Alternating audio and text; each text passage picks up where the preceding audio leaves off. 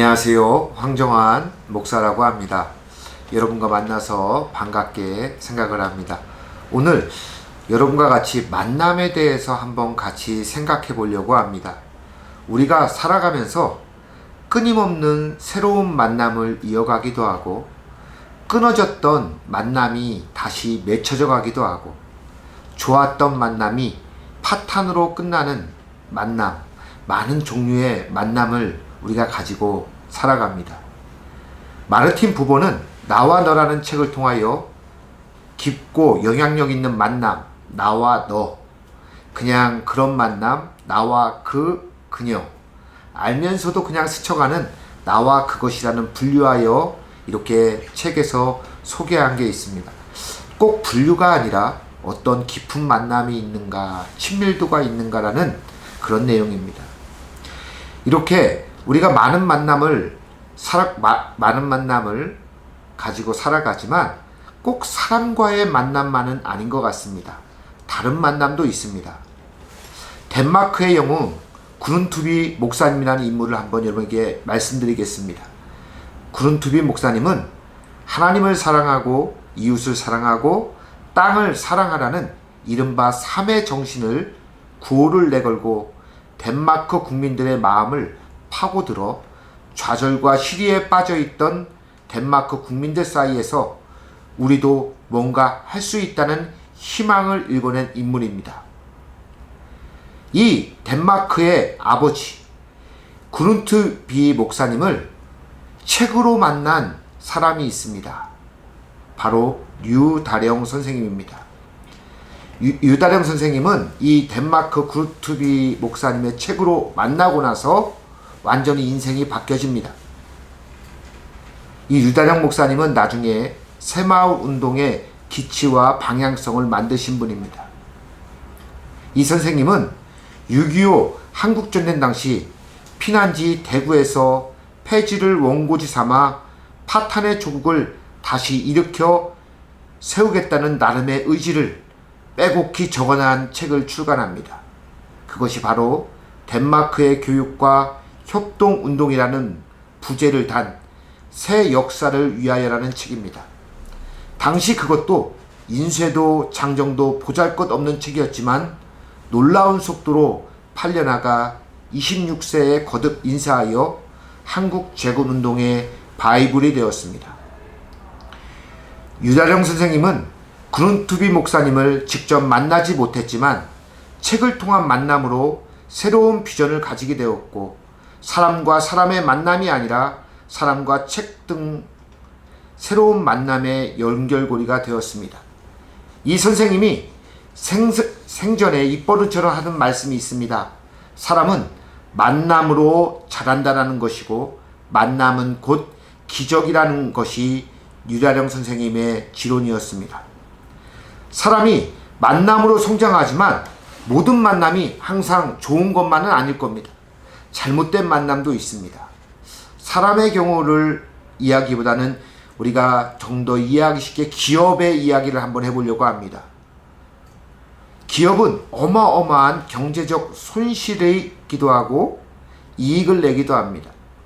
1999년 천상의 결혼이라는 찬사를 받으며 추진했던 독일 다임러사와 미국 클라이서사의 인수합병은 14억 달러는 시너지 효과를 나타낼 것으로 기대했지만 결국 시너지 효과는 끌어내지 못하고 9년 만에 파경을 맞이했습니다.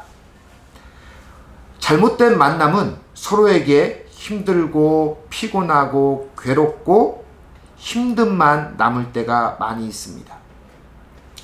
또한 좋은 만남도 있습니다. 역사를 만든 만남으로 우리가 잘 알고 있는 서해 유성윤 선생님과 충무공 이순신의 만남을 우리는 기억해야 합니다. 1576년 31세 늦가기로 묵과에 급제한 이순신은 10여 년을 함경도 변방의 조삼 만호 등 하위 무관으로 전전하다 44세야 지방 말단직인 정읍 현감이 되었습니다. 유성룡은 정읍 현감으로 있던 이순신을 전라 자수사 즉 전라좌도 수군절도사로 7계단이나 승진해서 끌어올립니다. 당시 이 조선에 있던 조정 안에서는 이순신의 갑작스러운 승진을 사사로운 의심의 눈으로 보았습니다. 하지만 역사가 증명하듯이 이순신이 없었다면 조선 역시 없었을 것이고, 마찬가지로 서해 유성룡이 없었다면 이순신도 없었습니다. 그런 의미에서 유성룡과 이순신의 만남은 역사상 참 위대한 만남이었고 조선을 구한 만남이었습니다. 이렇게 좋은 만남은 본인만이 아니라 주변의 사람과 나라를 살리는 놀라운 역사를 만들어냅니다. 성경에서도 이렇게 좋은 만남을 보여주고 있습니다. 사도행전 9장 1절부터 9절에서 사울은, 우리가 알고 있는 사도 바울입니다. 사울은 예수를 믿는 자들을 체포하고 박해하기 위해서 다메섹으로 향합니다. 이런 상황 가운데 호련히 하늘에서 빛이 비치고 소리가 들립니다. 사울아, 사울아, 내가 어찌하여 나를 박해하느냐는 소리였습니다.